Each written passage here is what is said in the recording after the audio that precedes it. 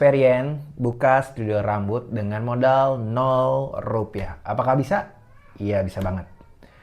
Video ini gue buat bagi lo pemula yang mau usaha cukur ya. Dari pengalaman gue masuk beberapa tempat studio cukur atau barbershop ataupun salon.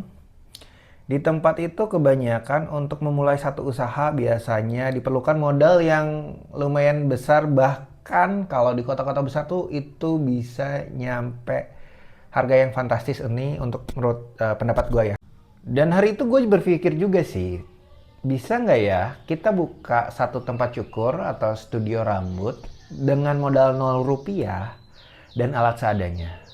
Dan akhirnya gua itu mulai merumuskan dan mulai melakukan hal yang ada di pikiran gua. Dan step pertama yang gua lakuin, karena gua nggak punya tempat ya, tempat buat buka usaha, gua cari tempat dan akhirnya nemu nih di tempat orang tua gua. Itu ada satu kamar yang tempatnya jujur ya, kalau di jalan utama itu sekitar 3 menitan, jadi di kampung ya, ingat di kampung. Terus gua negosiasi lah. Ya, bisa nggak untuk bayar kontrakannya gue masuk dulu sebulan, baru setelah sebulan di bulan kedua awal gue bayar. Jadi gue bayar tuh atau di akhir ya, di akhir gue bayar. Ternyata bisa, dan gue mulai masuk, terus gue masukin beberapa alat yang dulu pernah gue pakai untuk belajar dan akhirnya sekarang kepake.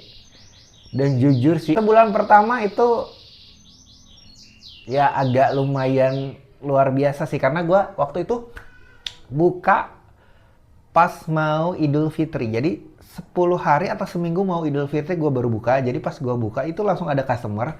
Dan sampai detik ini gue bersyukurnya ya, itu nggak pernah kosong. Nggak pernah kosong sekalipun.